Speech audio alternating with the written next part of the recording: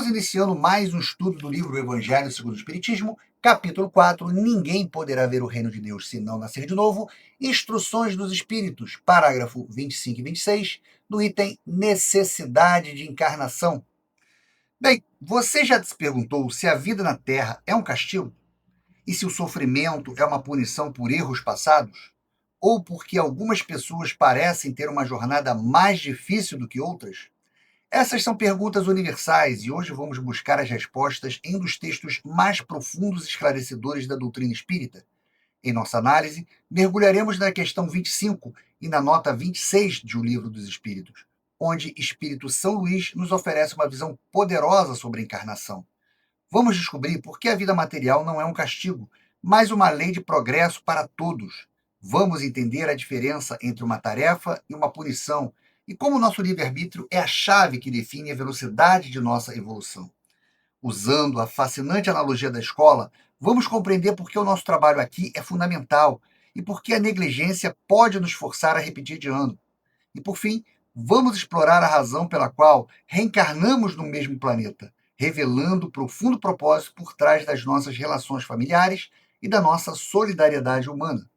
Fique conosco e prepare-se para ver a vida e suas experiências sob uma luz totalmente nova. E o parágrafo 25, ele começa com Kardec fazendo uma pergunta. É um castigo a encarnação? E somente os espíritos culpados estão sujeitos a sofrê-la?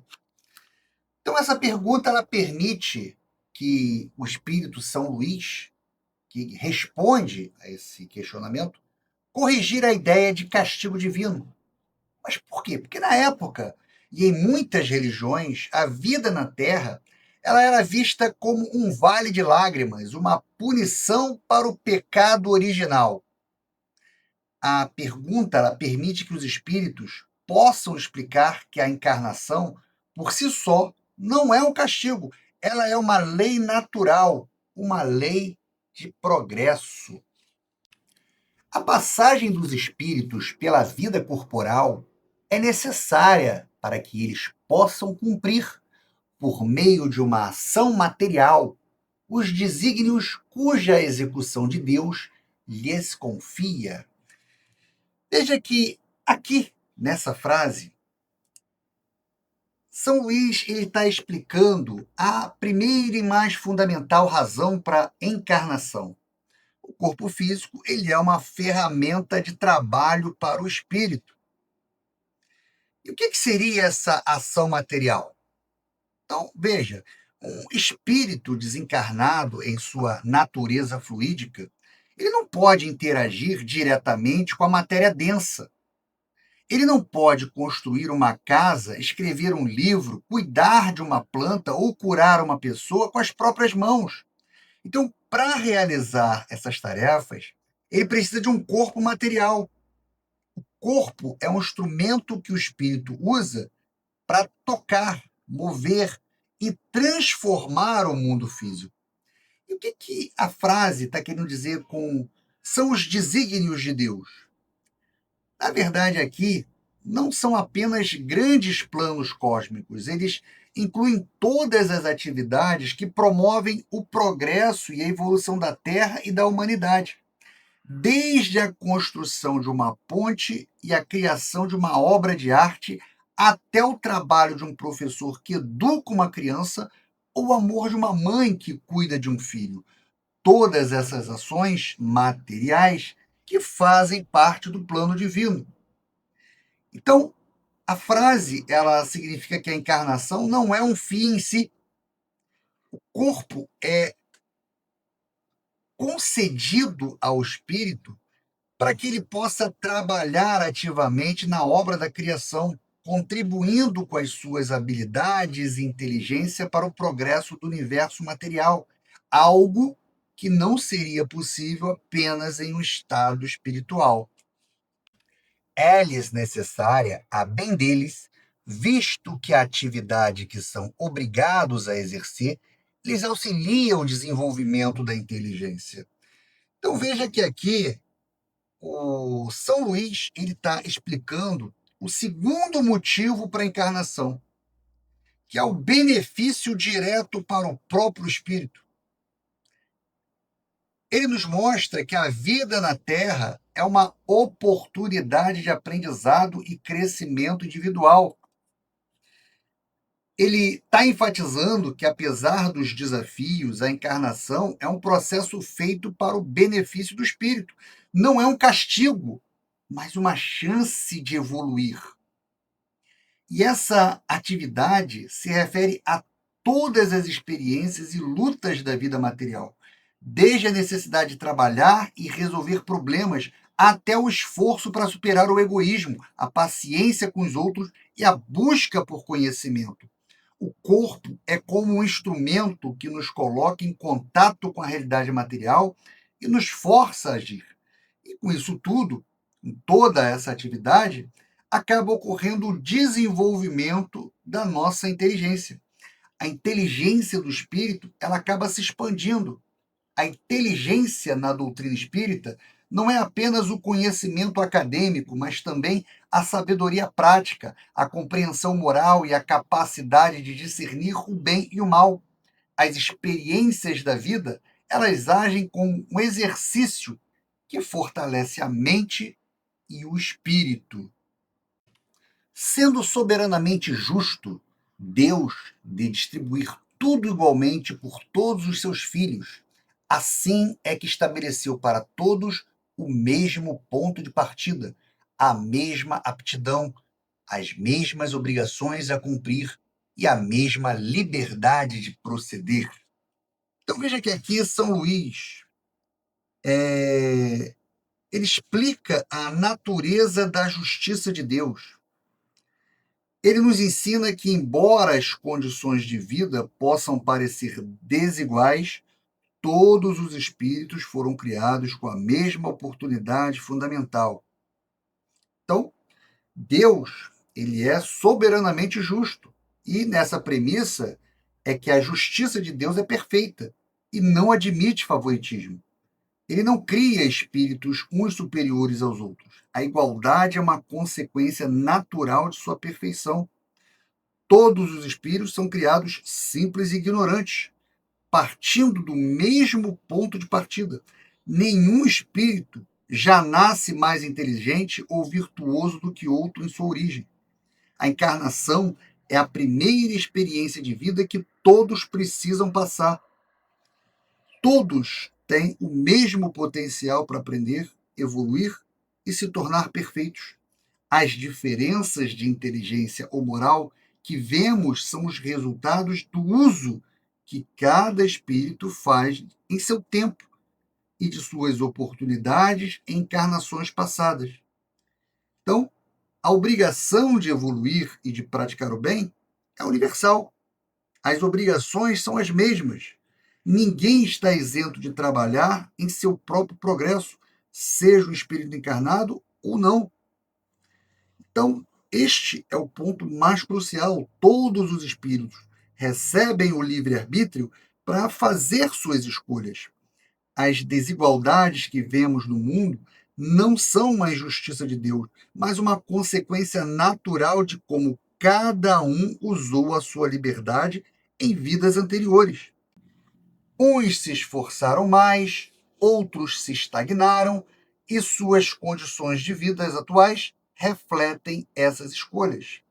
Então, São Luís mostra que as diferenças que existem entre os espíritos não se devem à injustiça divina, mas à forma como cada um utilizou a sua liberdade e as oportunidades iguais que foram dadas a todos.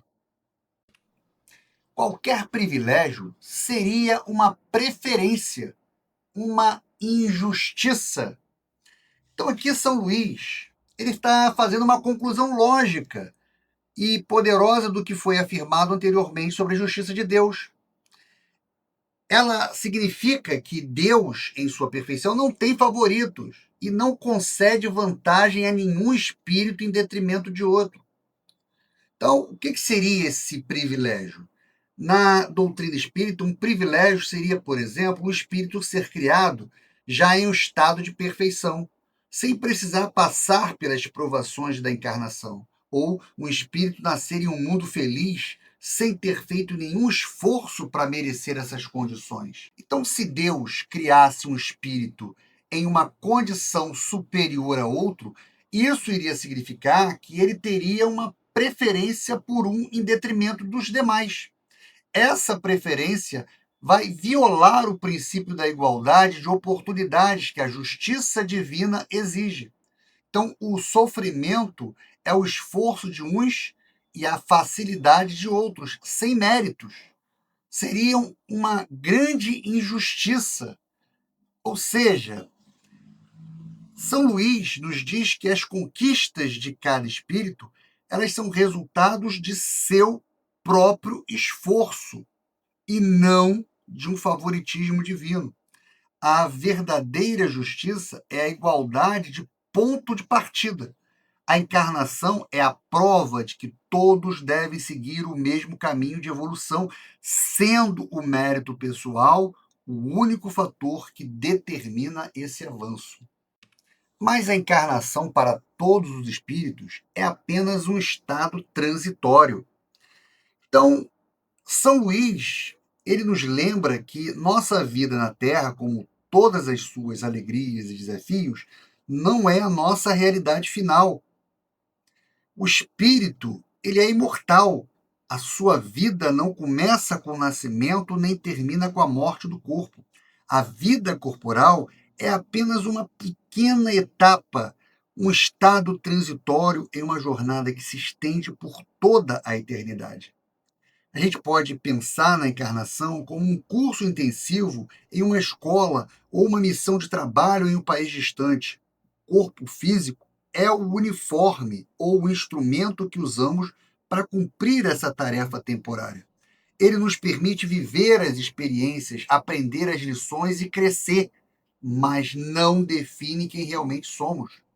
Então, ao entender que a vida material é passageira, somos incentivados a dar menos importância às coisas que também são transitórias, como a riqueza material, o poder, a beleza física, e focarmos no que realmente é eterno, o desenvolvimento do nosso espírito através da caridade, da paciência, do conhecimento e da moralidade. Ou seja, São Luís aqui mostra que o corpo é temporário, mas as virtudes e o aprendizado que adquirimos com ele são eternos. É uma tarefa que Deus lhes impõe quando iniciam a vida como primeira experiência do uso que farão do livre-arbítrio. Então, aqui, São Luís explica a encarnação como um ponto de partida crucial na jornada de todo espírito.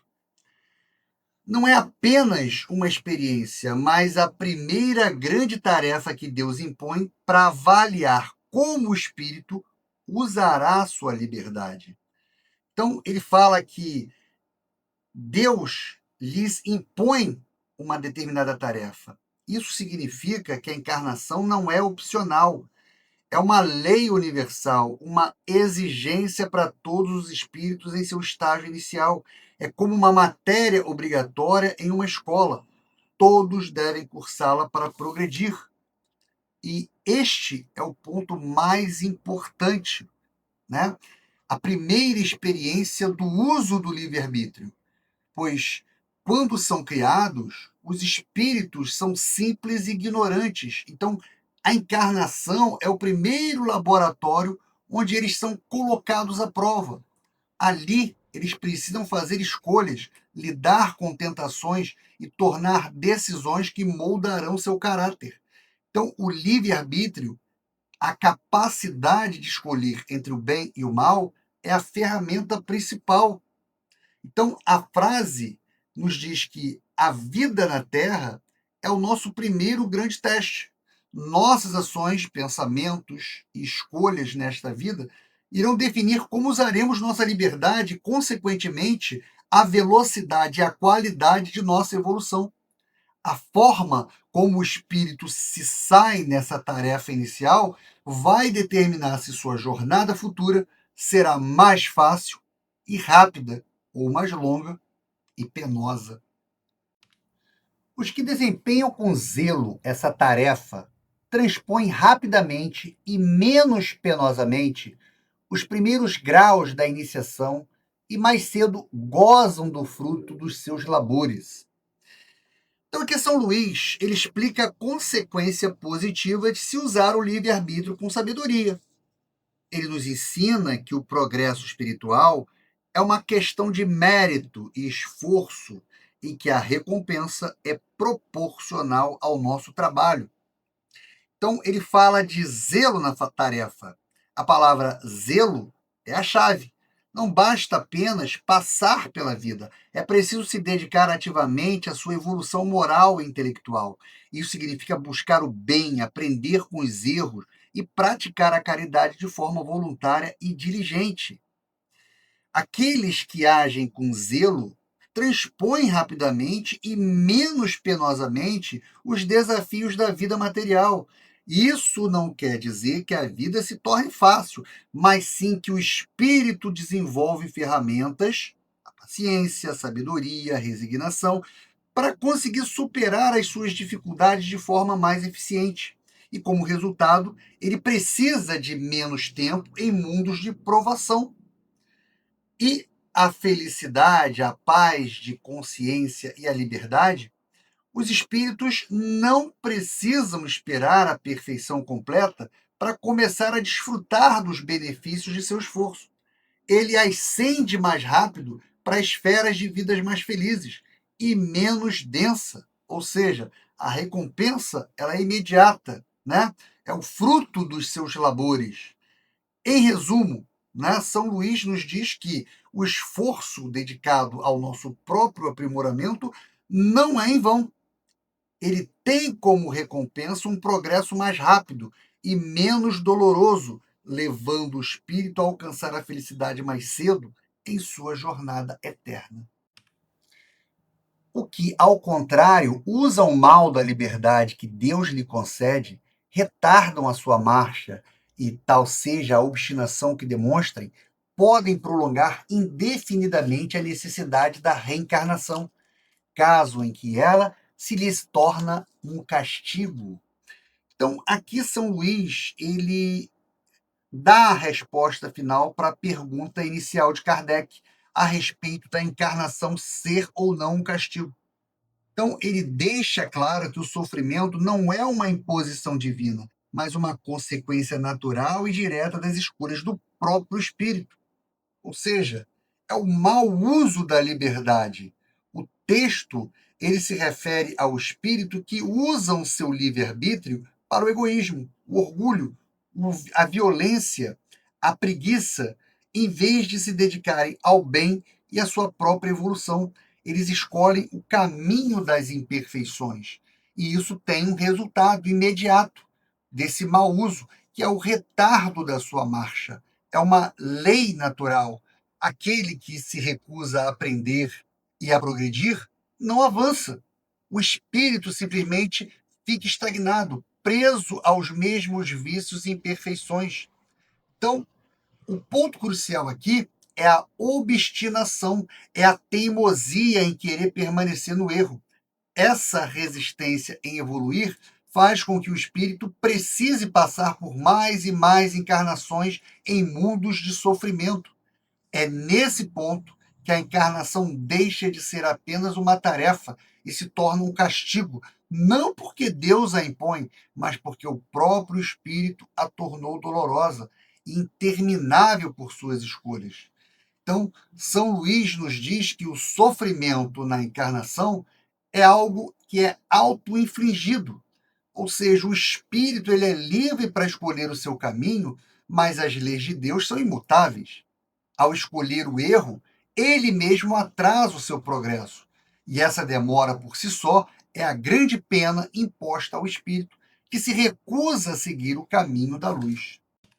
Assim acontece com o homem na terra. Para o espírito do selvagem, que está apenas no início da vida espiritual, a encarnação é um meio de se desenvolver a sua inteligência. Contudo, para o homem esclarecido, em que o senso moral se acha largamente desenvolvido, é que é obrigado a percorrer de novo as etapas de uma vida corpórea cheia de angústias, quando já poderia ter chegado ao fim. É um castigo pela necessidade em que se vê de prolongar sua permanência em mundos inferiores e desgraçados. Aquele que, ao contrário, trabalha ativamente pelo seu progresso moral, além de abreviar o tempo da encarnação material, pode também transpor de uma só vez os degraus intermédios de que separam dos mundos superiores. Então veja que aqui Kardec está explicando que a natureza da encarnação é algo relativo. Para o espírito em um estágio primitivo, a vida física é uma ferramenta de aprendizado, mas para um espírito já evoluído, ela pode ser um castigo.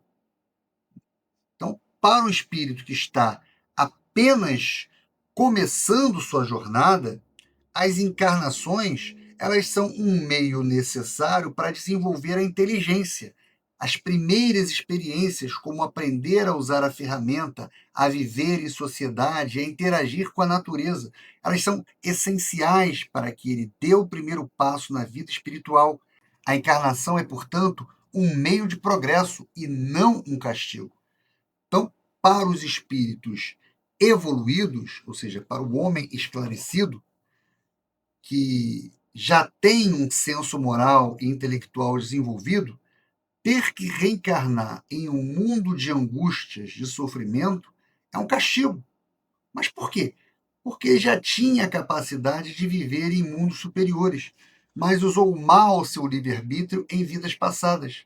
A punição não é a dor em si, mas a necessidade de prolongar sua permanência em um mundo em que ele já deveria ter superado. Ele está figuradamente repetindo de ano por sua própria escolha.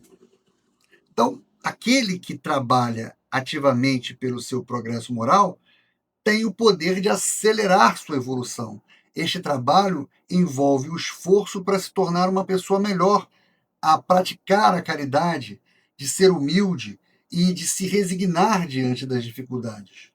E esse esforço permite que o espírito não apenas abrevie o tempo da encarnação em nossos mundos densos, mas também transponha de uma só vez, ou seja, pular os estágios intermediários que os separam dos mundos mais felizes e superiores.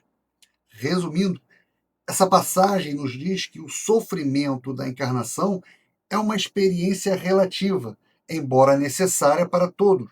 Ela é vista como um castigo apenas por aqueles que, por sua própria negligência, são obrigados a prolongar seu aprendizado em mundos de provação. Entretanto, o esforço pessoal e o progresso moral têm o poder de libertar o espírito, levando a um estado de felicidade merecida e a um progresso muito mais rápido. Não poderiam os espíritos encarnar uma única vez em determinado globo e preencher as esferas diferentes, suas diferentes existências? Semelhante modo de ver só seria admissível se na Terra todos os homens tivessem exatamente o mesmo nível intelectual e moral. As diferenças que há entre eles, desde o selvagem ao homem civilizado, mostram quais os degraus que tem de subir. A encarnação, aliás, precisa ter um fim útil. Ora, qual seria o das encarnações efêmeras das crianças que morrem na tenridade? Teriam sofrido sem proveito para si? Nem para outrem? Deus, cujas leis todas são soberanamente sábias, nada faz de inútil. Pela reencarnação no mesmo globo, quis ele que os mesmos espíritos, pondo-se novamente em contato, tivessem ensejo de reparar seus danos recíprocos. Por meio das suas relações anteriores, quis ele, além disso, estabelecer sobre base espiritual os laços de família e apoiar numa única lei natural os princípios da solidariedade, da fraternidade e da igualdade. Então, Kardec ele encerra essa passagem explicando por que a reencarnação ela não ocorre em um esquema de uma só vez em cada planeta. Ele detalha as razões morais e sociais pelos quais os espíritos retornam ao mesmo grupo.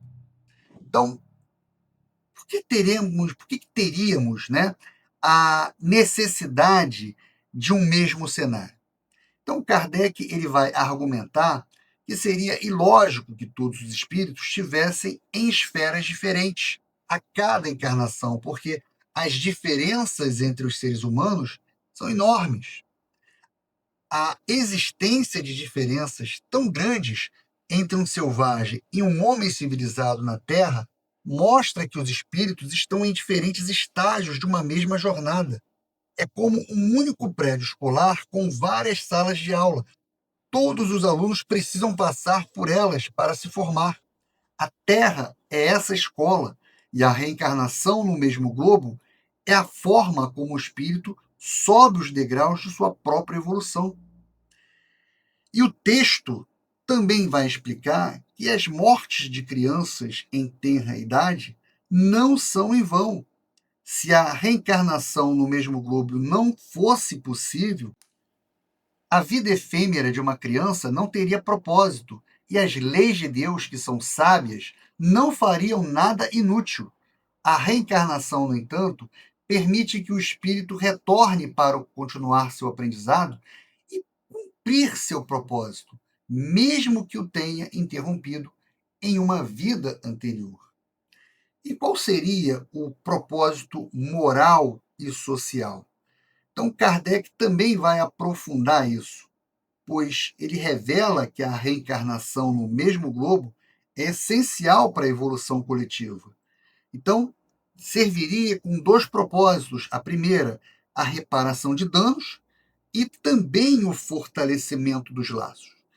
No caso, a reencarnação no mesmo planeta garante que espíritos que se prejudicaram no passado, eles possam se reencontrar, muitas vezes até em posições diferentes, a vítima como agressor e vice-versa, para reparar seus danos recíprocos. Esse processo de reparação e perdão é fundamental para a purificação da alma. E por meio desses reencontros e relações, muitas das vezes como familiares, a reencarnação no mesmo globo estabelece a base para os princípios da solidariedade, fraternidade e igualdade.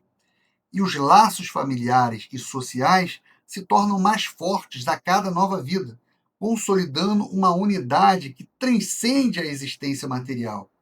Resumindo, a reencarnação em um mesmo globo não é uma punição, mas uma lei de oportunidades. Ela permite que os espíritos continuem seu aprendizado individual num ambiente mais adequado e, ao mesmo tempo, que resolvem os conflitos passados, fortalecem os laços de união essenciais para o progresso de toda a humanidade.